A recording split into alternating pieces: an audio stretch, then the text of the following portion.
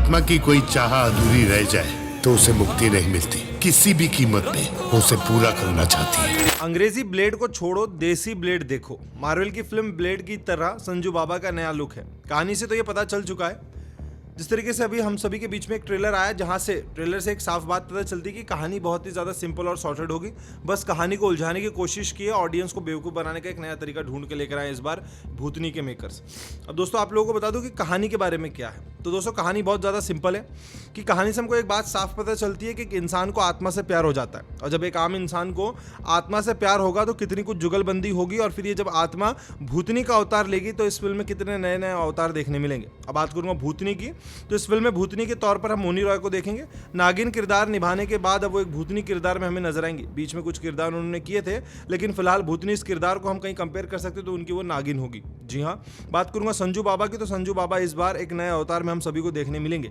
Audience के बीच में एक बड़ा सवाल आ चुका है कि संजय दत्त ने इस फिल्म को हाँ क्यों कहा, क्योंकि जिस तरीके से संजू बाबा का भी ऑरा चल रहा है, बॉबी देओल के एनिमल के बाद इंडस्ट्री में एक्टर्स को एक ओजी जगह मिल चुकी थी, जहां पर संजू बाबा ने भी कदम रखा था। अब उसी बीच इस फिल्म भूतनी को लेकर आना मतलब कहीं ना कहीं अपने करियर को फ्लॉप करने जैसा होगा।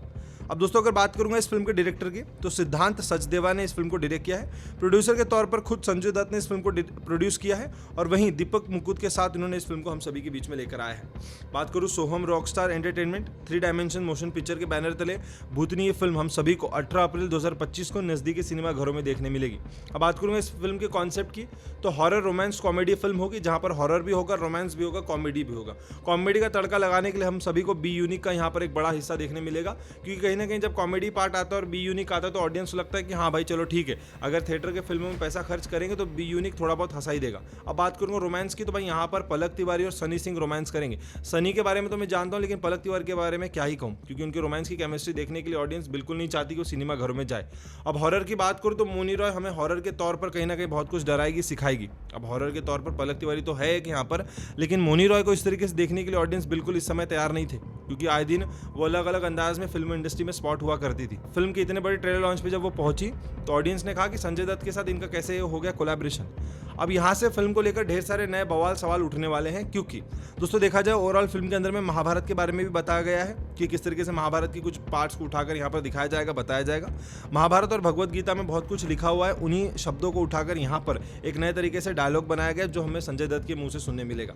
ओवरऑल देखा जाए इस ट्रेलर में उतना कुछ खास लगा नहीं, फिल्म हमें उतनी कुछ खास पसंद आने नहीं वाली, ऐसा साफ नजर आ रहा है। अब दोस्तों देखना ही होगा कि इस ट्रेलर्स को इतने अलग अलग ट्रोल्स करने के बाद, मीम्स बनने के बाद, भूतनी की जब पूरी फिल्म हम सभी के बीच में आएगी 18 अप्रैल को, तो वो कौन से भूत होंगे जो इस फिल्म को देखने जाएंगे। ओवरऑल देखा जाए इस फिल्म को लोग बिल्कुल पसंद नहीं कर रहे हैं, अलग अलग अंदाज से इस फिल्म को ट्रोल किया जा रहा है। अब देखना होगा कि 18 अप्रैल 2025 को Soham Rockstar Entertainment 3 Dimension Motion Pictures अपने बैनर तले ये फिल्म किस तरीके से पर्दे पर लेकर आएगा, और संजय दत्त, मोनी रॉय, पलक तिवारी, सनी सिंह और बी यूनिक मिलकर क्या कुछ नया धमाका मचाएंगे। दोस्तों ये था भूतनी फिल्म का ट्रेलर रिव्यू। कहीं ना कहीं भूतनी फिल्म को मेरे को जितना अच्छा लगा मैंने आप सभी को बता दिया। ना कोई ये पेड वीडियो है, ना मैं उनके खिलाफ हूँ, जो मुझे लगा मैंने सच आपको बता दिया। ऐसे ही वीडियोस को देखते रहने के लिए like, share and subscribe to bazooka.